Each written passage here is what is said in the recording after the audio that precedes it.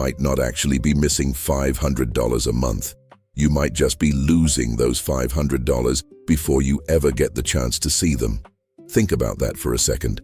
Because every time someone says, "I can't afford to invest," there's a version of that sentence that's completely true, and there's a version of that sentence that's quietly a lie we tell ourselves to feel better about a system we never built. And most people can't tell the difference anymore. The money comes in, the money goes out, the month ends, and somehow, nothing about your future moved forward, not 1 inch. You worked all those hours. You answered all those emails. You sat in all that traffic, and the only thing you have to show for it is a checking account that looks exactly the same as it did 30 days ago, maybe worse. That isn't a budgeting problem. That's a system problem.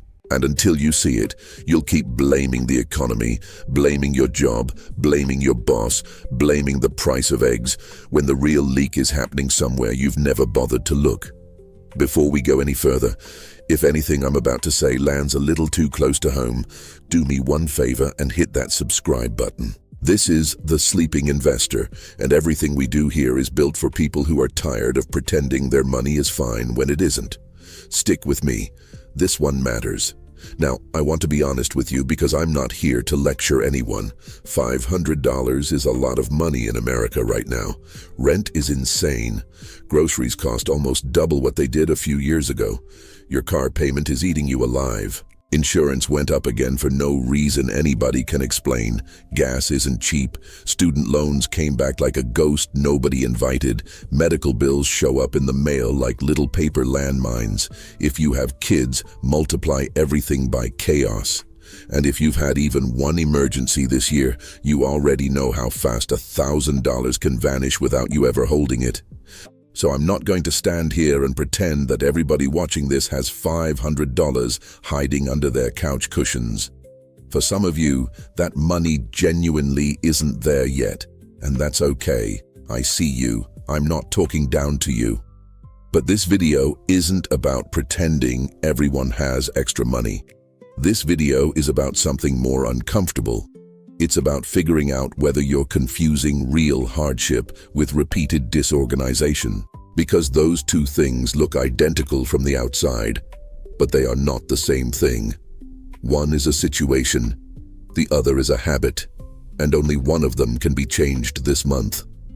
Let me walk you through what happens to most people. Payday hits, the number shows up in your account, and for about 30 seconds, you feel a tiny flash of relief.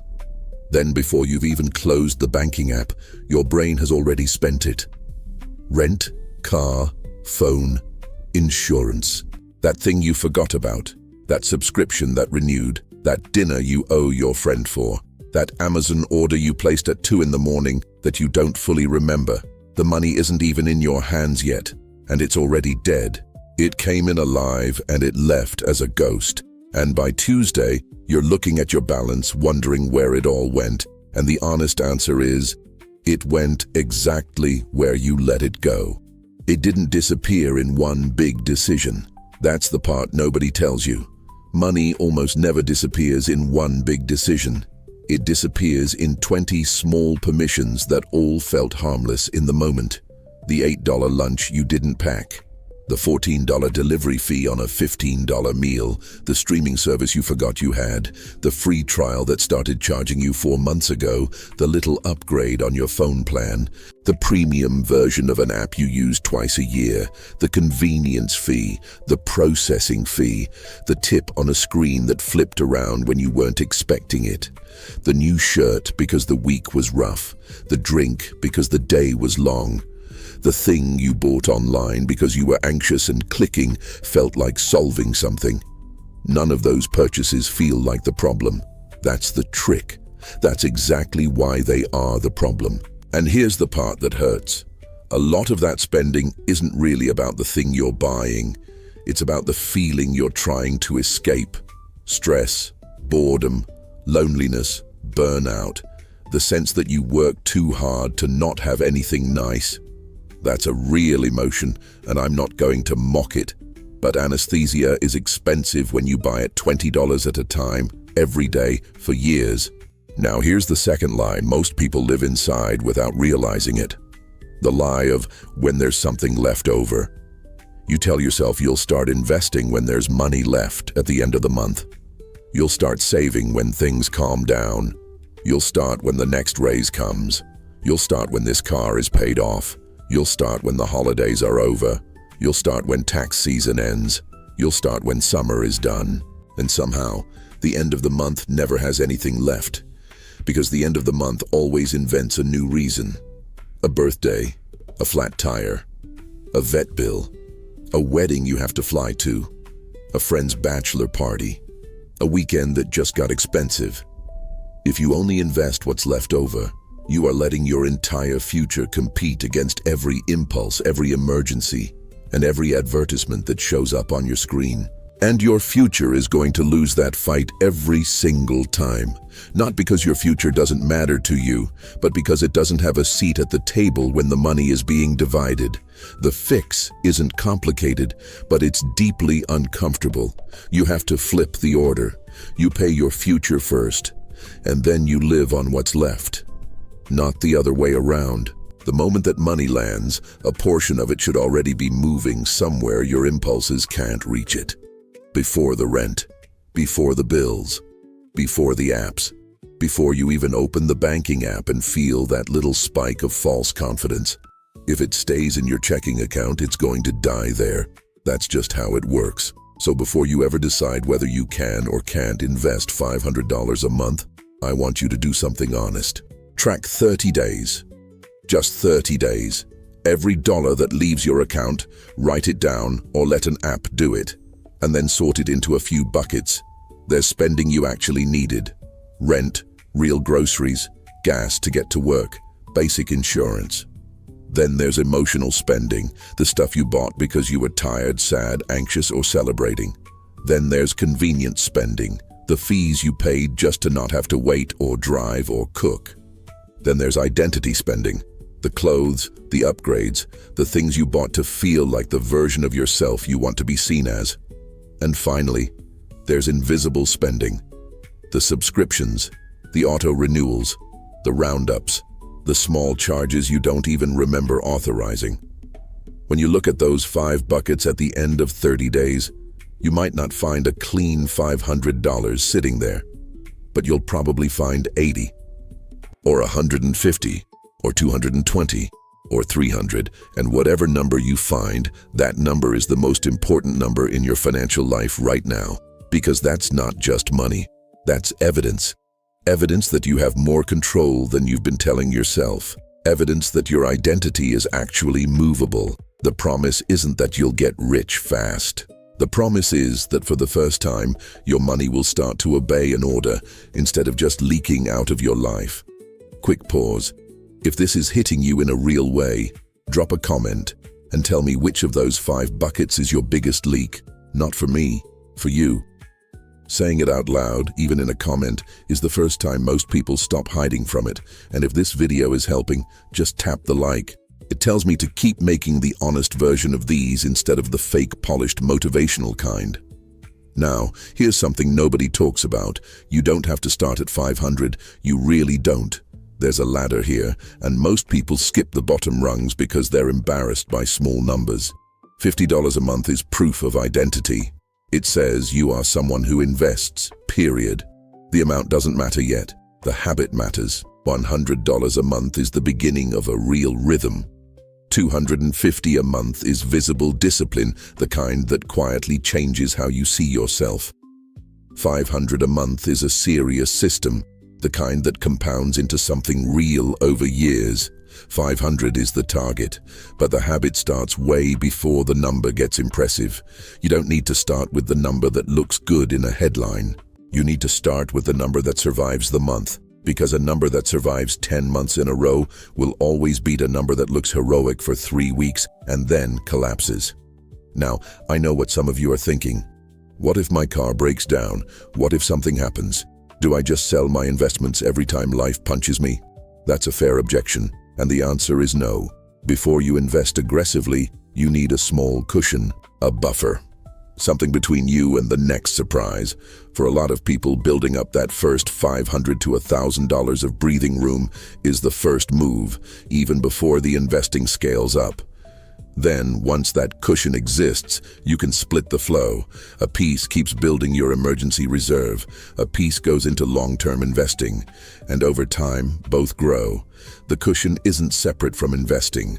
The cushion is what protects investing from getting interrupted every time life sneezes.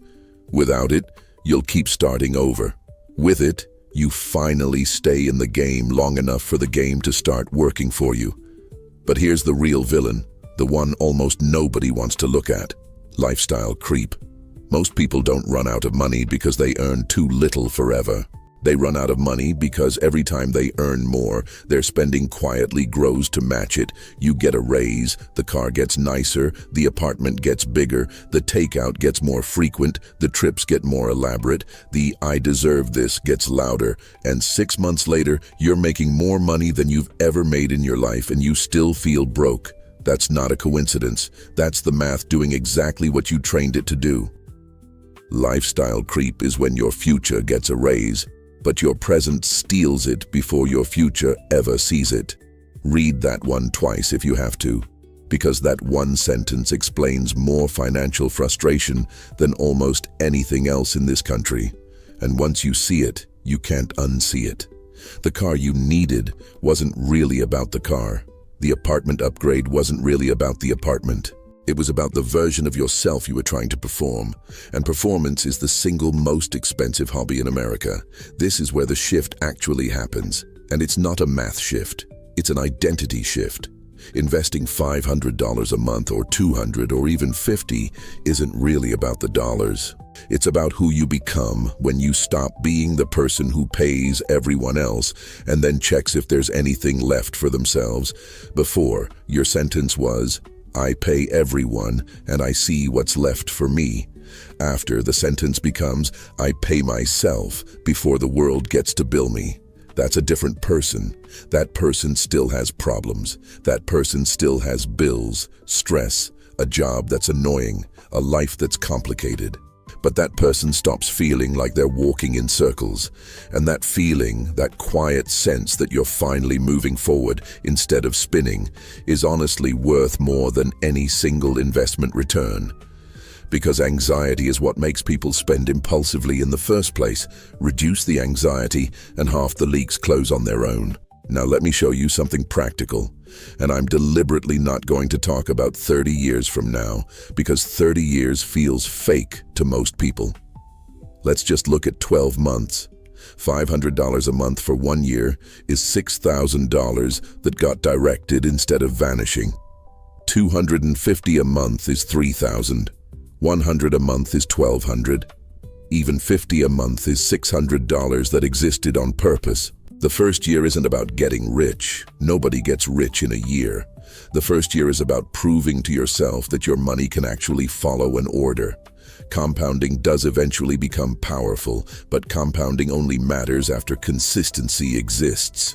Consistency comes first, always. And I already know the next objection, because I've heard it 1,000 times. So what? I'm just supposed to never travel, never go out, never enjoy anything, never live. No, that's not what this is. The goal isn't to destroy your 20s or your 30s so you can have a rich, lonely 60s. The goal is to stop sacrificing your future for purchases you literally won't remember in 90 days. There's a difference between memories that stay with you and consumption that just numbs you for an evening. A real trip with people you love is not the enemy. The fourth meaningless delivery order this week is: build a life you can actually enjoy right now, but not one your future self is going to have to financially apologize for. Both can be true. Both should be true, so let's bring it back. The money disappears every month because you never gave it a job before the world handed it one. That's the whole secret. The world will always find a job for your money if you don't assign one first. Companies spend billions of dollars making sure of it. Algorithms are designed to know you better than you know yourself. Every screen you look at is quietly bidding for that paycheck before it even hits your account. If you don't move first, you lose. Not because you're weak, because the system is built that way. You can keep saying you can't invest $500 a month. That might even be true for you right now, and that's okay. But at least find out if it's true. Track the 30 days. Look at the 5 buckets. Build the small cushion. Start at whatever rung of the ladder is honest for you. 50, 100, 250, 500. The number matters less than the direction. Because the most expensive lie is the one that feels exactly like reality.